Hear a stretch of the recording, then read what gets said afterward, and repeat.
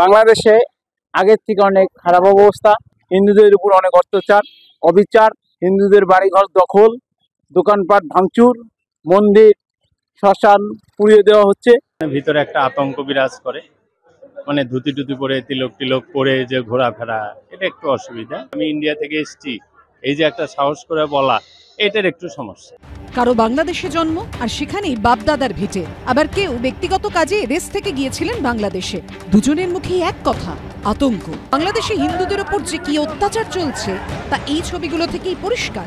খুন, মারধর, ভাঙচুর, আগুন, দখলদারি, লুট, মন্দিরে হামলা, অগ্নিসংযোগ, বাদ যায়নি কিছুই। আর এসবেরই ভয়াবহ অভিজ্ঞতার কথা শুনিয়েছেন আতঙ্কে বাংলাদেশ থেকে এদেশে আসা বাসিন্দারা। যেমন জয় গায়েন, তার অভিযোগ পদ্মাপাড়ে যেন নিজ ভূমি পরবাসী করে দেওয়ার চেষ্টা চলছে তাদের। অনেক লোকজন বলে, তোরা চলে যাচ্ছিস না কেন, তোরা ভারতে যাচ্ছিস না কেন, তোদের ভারত তোদের মা বাড়ি, তোরা যাচ্ছিস না কেন? আমাদের আমাদের এই জন্মস্থান বাংলাদেশে, আমরা ভারতে যাবো কেন? আমাদের জন্মস্থান, আমরা তো সেখানেই থাকবো। পেট্রাপোল সীমান্ত দিয়ে এপারে এসেছেন ফরিদপুরের বাসিন্দা শুভ্র কর্মকার। তার গলাতেও একরাশ আতঙ্ক। রাত্রেবেলা ঘুমাচ্ছি, সকালবেলা কি বাড়ির থেকে দোকানে যেতে পারবো কিনা, বা বাড়ির থেকে আরেকজনের সাথে কথা বলতে পারবো কিনা, এই আতঙ্কে আছি। কোনো শান্তি রাখেনি। আরও সে আসার পরে চাল ডাল তেলের দাম সব বেড়েছে, গরিবদের পেটে লাথি মারা হয়েছে এবং অতি দরিদ্ররা খেতে পাচ্ছে না।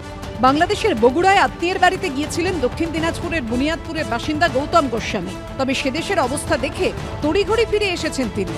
ভিতরে একটা আতঙ্ক বিরাজ করে, মানে ধুতি টুতি পরে তিলক টিলক পরে যে ঘোরাফেরা, এটা একটু অসুবিধা। আমি ইন্ডিয়া থেকে এসেছি, এই যে একটা সাহস করে বলা, এটার একটু সমস্যা।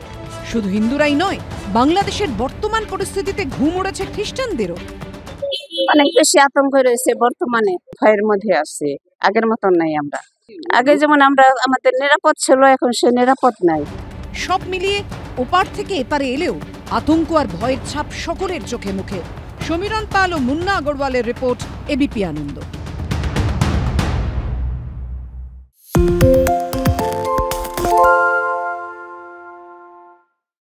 সত্য অন্তহীন, সত্যের খোঁজও তাই, সত্য সন্ধানে তাই আমরা অক্লান্ত, অকুতভয়। এবিপি আনন্দ নতুন ভাবনার প্রতীক, যা মনে মুক্ত, তথ্যে যুক্ত এবং যাবতীয় সীমানার বাঁধন থেকে মুক্ত।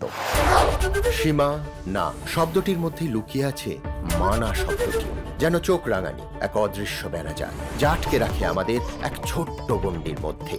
একমাত্র সঠিক খবরই গড়ে তুলবে এক মুক্ত সমাজ। সেই জগৎ গড়ার লক্ষ্যে কোনো সীমানার ঠুকুটি আমরা মানব না। এবিপি আনন্দ এগিয়ে থাকে, এগিয়ে রাখে।